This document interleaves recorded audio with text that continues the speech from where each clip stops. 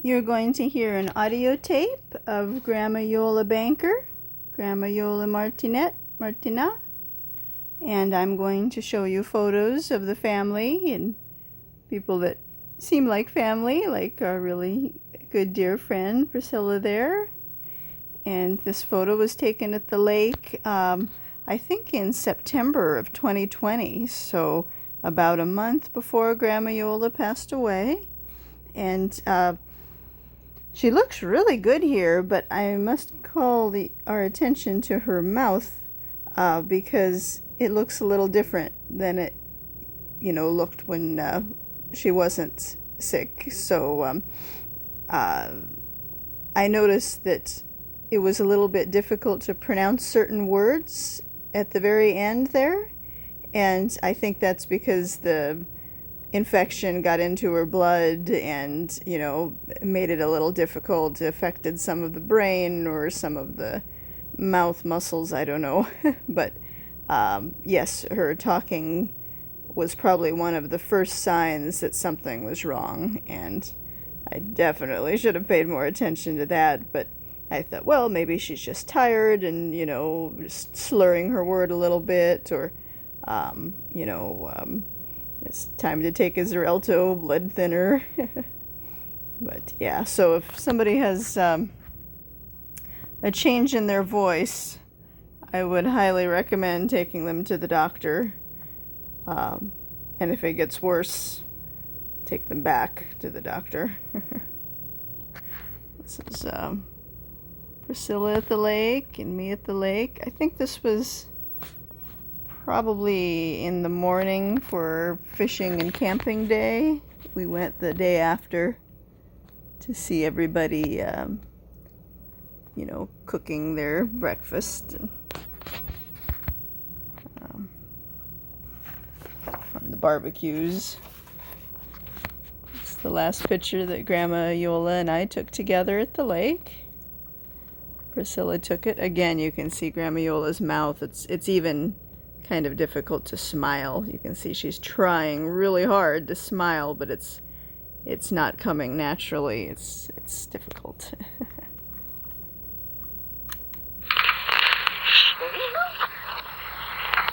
Mechanism. Let's see. Where do Of taste. Can we go back to the beginning? It's not. So that was the summer of 2020. So the last season before Grandma Iole passed away. Priscilla was so nice. She'd bring Grandma Iole bouquets of flowers, many bouquets, for no reason really, just to be nice and brighten her day and give her something pretty to look at. So that was really nice. Ooh, this tape is old. Not letting me rewind too well. This picture was taken before, way before when Grandma Iole was feeling good, but probably after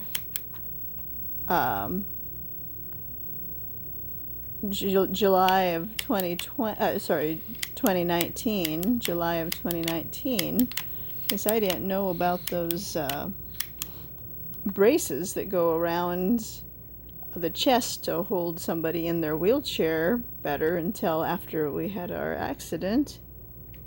Okay, here's Grandma Iole. No, thanks. You sure? Otherwise, what does it? Are you sure? Get up there. Isn't that what Betty used to say? What? Are you sure? Are you sure?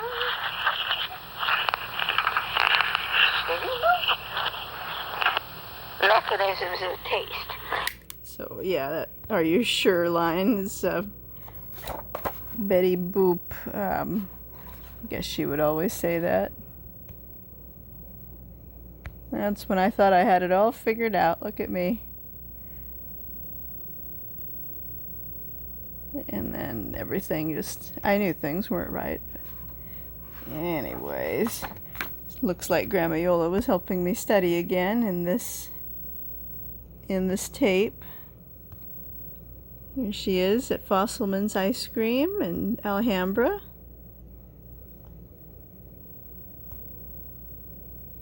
And this is the Embassy Suites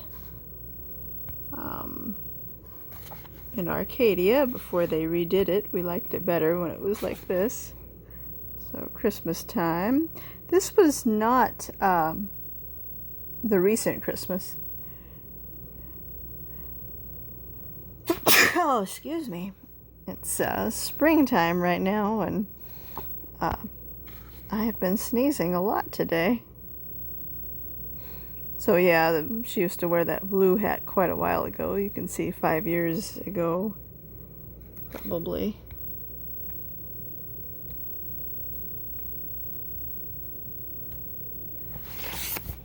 And this one was actually taken at Goodies, the new Goodies, so not where it had been for, you know, decades on Las Tunas Avenue in San Gabriel, but this one was in El Monte. Still there last I knew, but Grandma Iole and I didn't go there the last few years. There's their specials. Hot turkey sandwich. Grandma Iole used to like their soup a lot there. Navy bean soup or split pea, or I think those were kind of her favorites. They did make a good navy bean with a little bit of ham in there. And they made a good grilled cheese too. It's cute. Yeah, it's Grandma Iole with her glasses on. She didn't wear them the last few years. I really should have taken her to get a new prescription. Maybe she didn't really need it. She had cataract surgery, and that seemed to help. Look at that. Somehow, I guess I dated this one October 3rd, 2020. She'd be dead 20 days later. Can you believe it?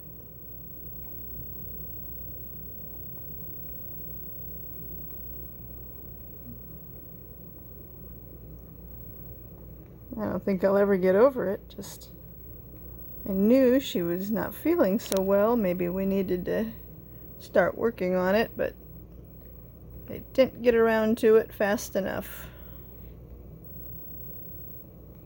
Just kind of let it go. And now I get to pay the piper for that. My punishment is to never get to see her again, and to believe that she would have lived at least another 5 or 10 years if I had, you know, not been so lazy.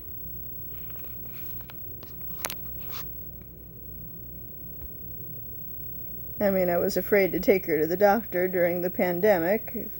2020, the vaccine wasn't out yet in the summer of 2020. Man. I had all the gear, though, you know. I could have put an N95 mask on her and some goggles, but I don't know. I guess I thought she wouldn't like the N95 mask. I'm sure she would have liked that a whole lot better than all the things that she had to do at the hospital, so. Well, this is the airport, El Monte Airport.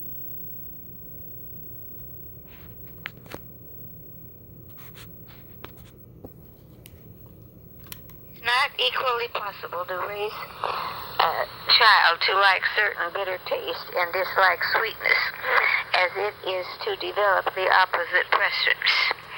However, our environments, including media advertisement for sweet candies, can influence our appetites for products such as candy that capitalize the inclinations of our taste buds, just as the candy industry capitalizes on the evolution-based mechanism of taste. Mass media capitalized on the evolution-based male and female mechanisms of sexuality. Although this paper focuses on sexually explicit media. I believe that this approach of considering evolved mind mechanisms will prove fruitful in analyzing many other areas of the mass media. In current environments, we would expect the expression of sexual strategies to be moderated by interaction with other mechanisms that can override sexual mechanisms. For heterosexual sexual mechanisms, and then down here it says, to make the same assertions, except at this point, to the interaction between sexuality mechanisms and real life exigency. In contrast, I suggest that interaction should be considered at the level of differing mechanisms. And then down here it says, even when females and males engage in what appears to be identical behaviors, they may be differing underlying motives and reactions reflecting different sexual strategies. For example, this guy studied male and female reactions to casual sex. In contrast to males' reactions, even when choosing to have short-term sex, women reported feeling emotionally vulnerable and anxious about partners' willingness to invest in a relationship. For females, having more partners was associated with a greater incidence of these feelings and thoughts, whereas for males, correlations were in the opposite direction. Women who continued to have casual sex when they desired more invested sex felt exploited and degraded, even when they had liberal attitudes responding to such sex. Finally, multiple partner females frequently tested their partners for signs that they should be willing to invest. Similar, these guys found that men were more likely than women to justify extramarital relationships for sexual gratifications alone, whereas women use more emotional justifications. Okay. It is not, however, attraction to sexually explicit media, in contrast to sexual behavior, is not constrained to the same degree by compromises imposed by other mechanisms. Now, some kind of textbook. It's a little bit confusing. Anyways.